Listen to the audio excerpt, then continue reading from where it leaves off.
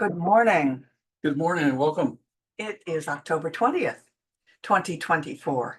And our talk this morning is, I can't remember what title it is, and I didn't write it down. We're going to be Do you talking about remember what it we're was? talking about memory today and the lack of it. That's right. It's about dealing with feeling safe amidst the chaos. That's our Ah, title. Feeling yeah. safe amidst the chaos. Thank God there's no chaos in our lives. Right, none in our lives and none in our area. And I know none in yours because we're having some chaos all around the country right now. But this is a really important point. How do we as metaphysicians feel safe when we are in the midst or about to face uh, a disaster, a natural disaster? And I have found that being a metaphysician truly, truly helps because, well, first of all, we know that we are more than a physical being. And even if something happens to our physical being, that who we are as spirit is ongoing. It's created by God and it is ongoing. It exists forever. So there truly is no death. There's only a transition. So we know that that's an important thing for allowing us to be steadfast. But we still have our human fears if we're in the path of danger.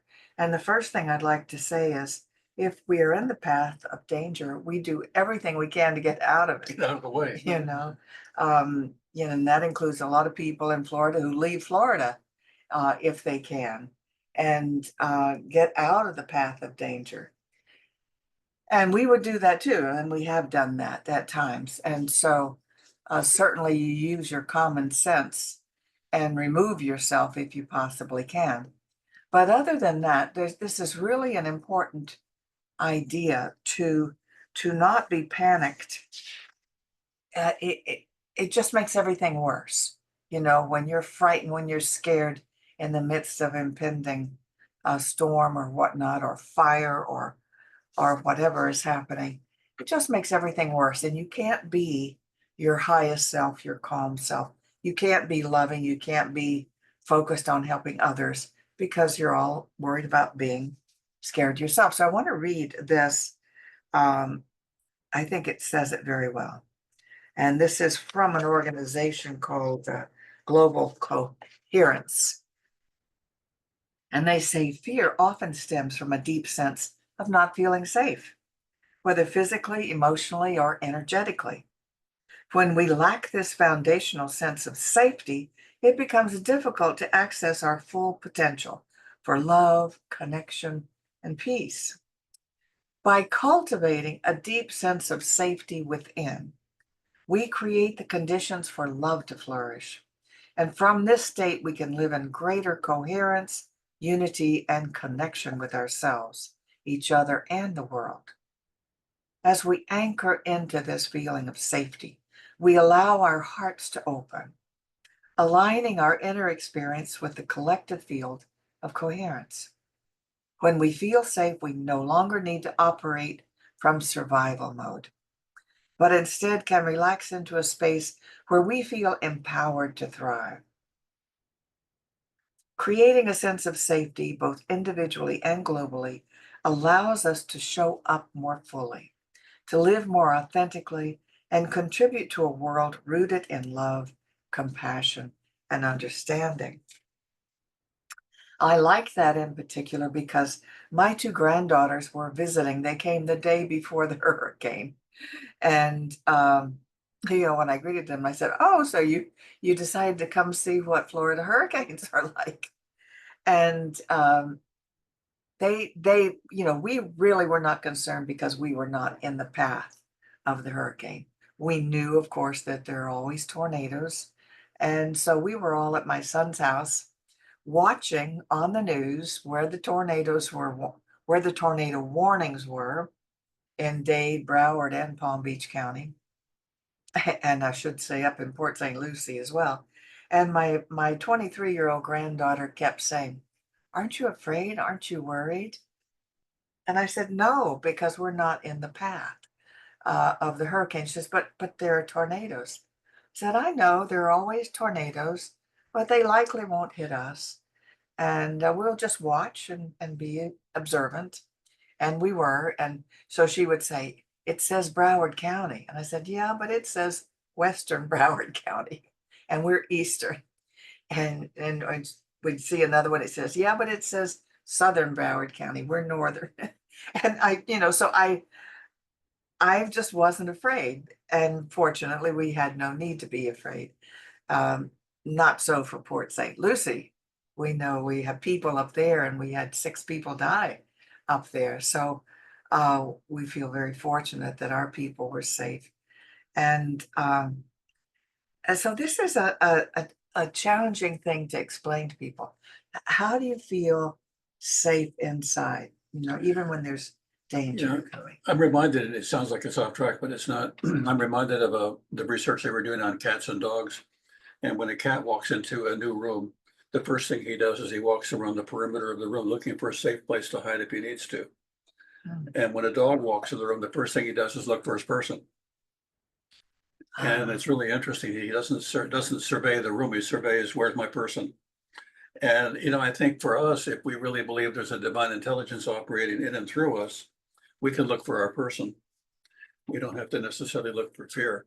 And the cat's wired to be and to anticipate the worst possible thing that could happen, and then to be sure that he is taken care of. In our world, we have typically done a great deal to make sure that terrible things can't happen.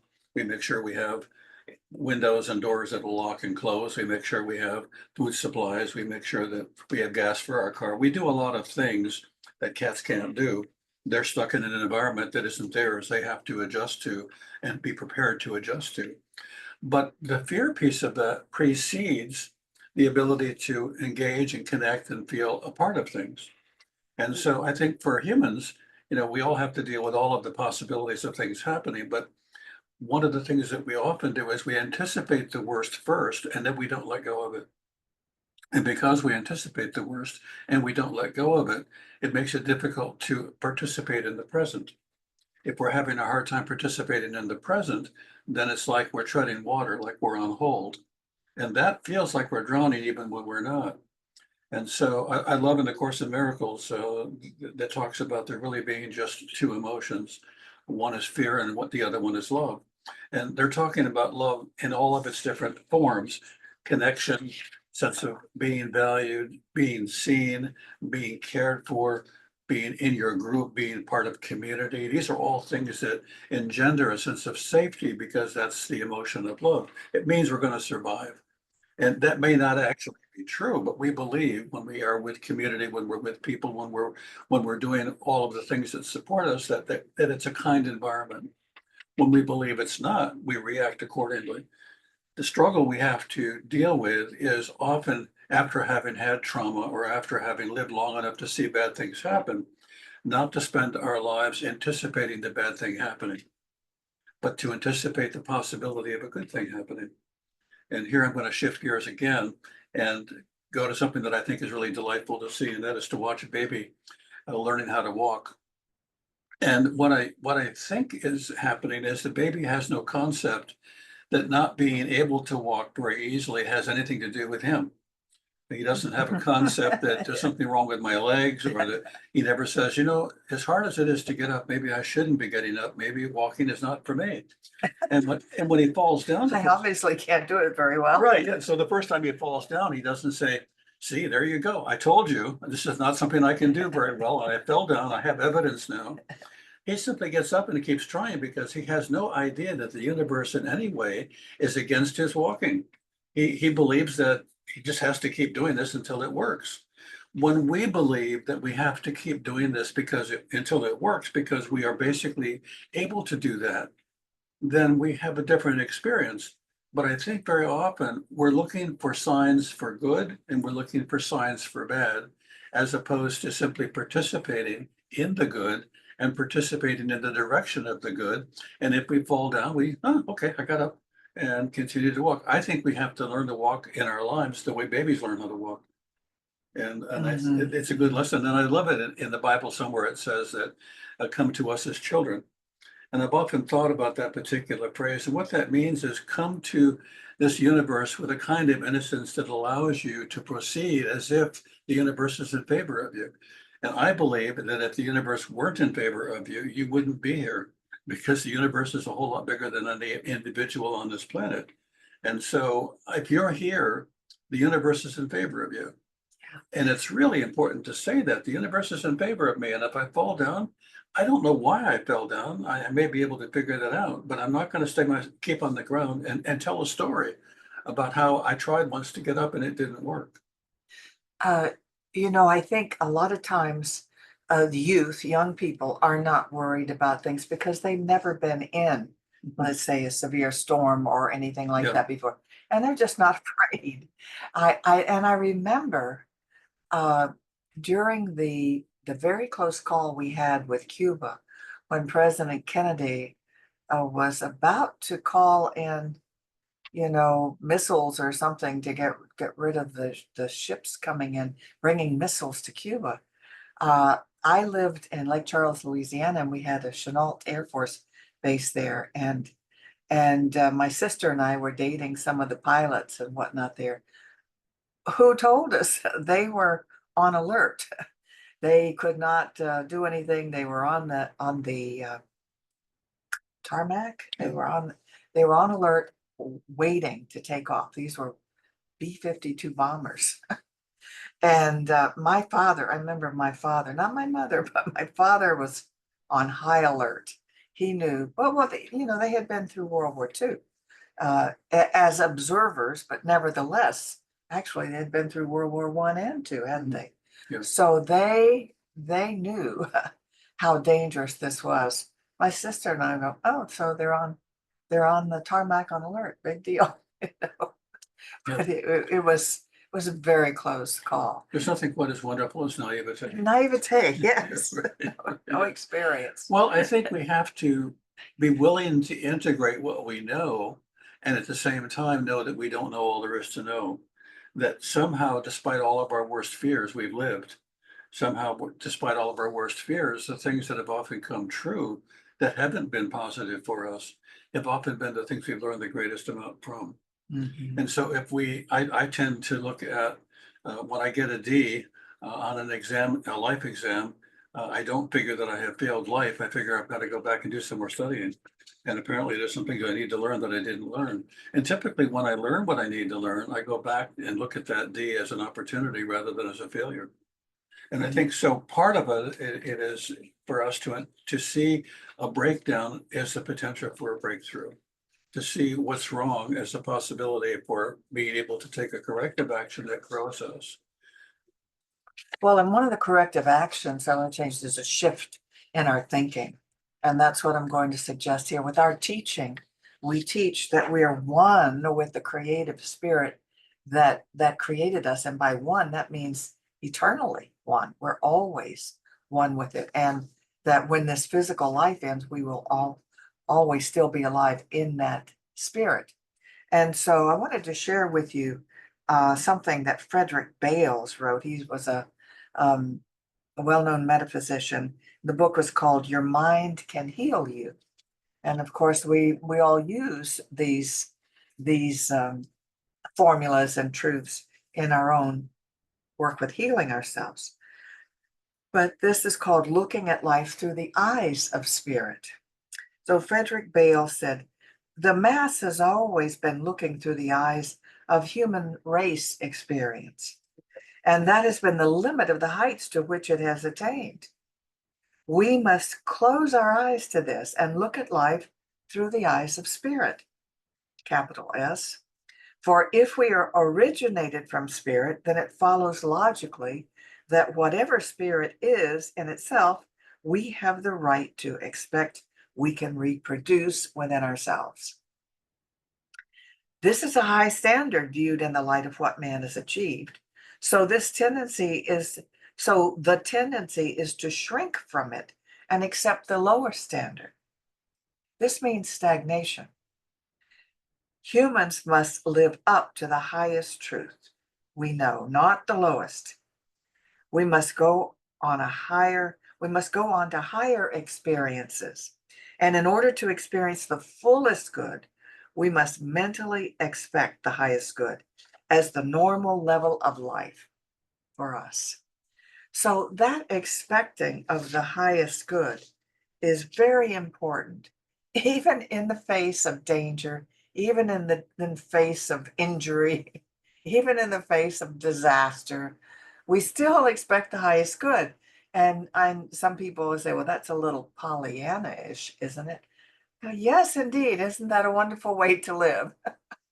It's a wonderful way to live, to always expect the best, even in the face of what's not so good. Yeah, and I think what if we could imagine that we are always surrounded by light, that we're always surrounded by, I believe, angelic intelligence that is there for us and supports us and cares for us, not necessarily keeping us from crossing over when it's our time to do so, but and actually not interfering, but being present for us to have the most amazing experience possible and to open the doors for that experience.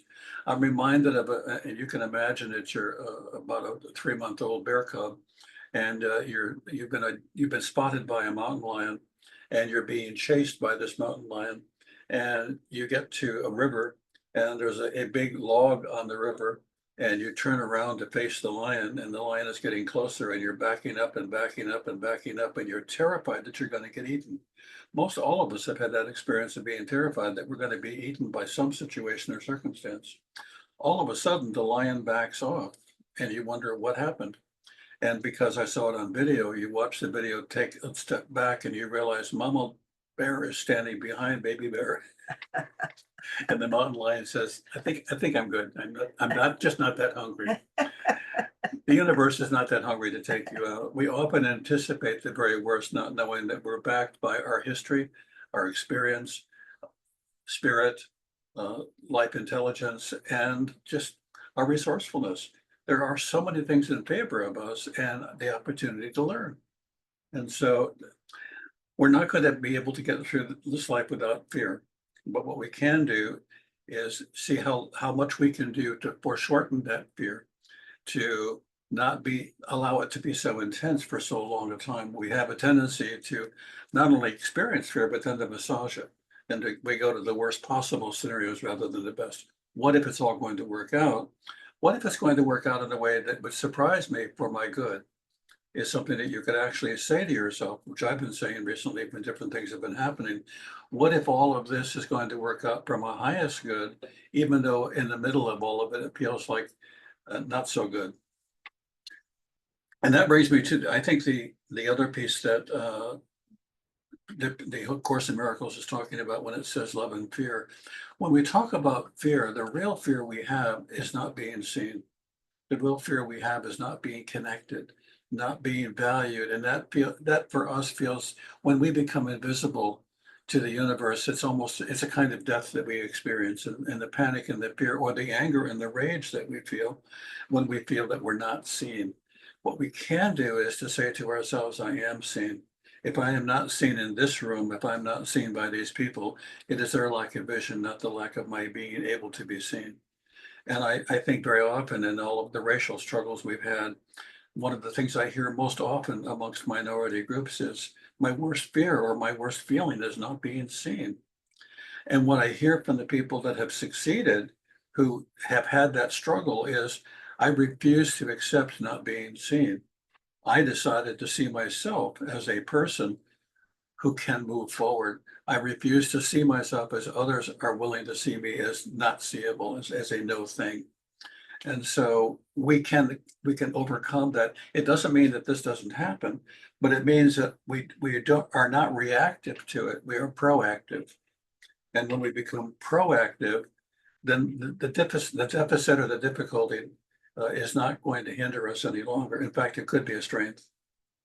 One of the things I learned a long time ago, and I'm sure if you've ever had psychology courses, you've all learned, and that is very often people that have disabilities, people that are not attractive by our standards of attractiveness, develop all kinds of skills to be seen.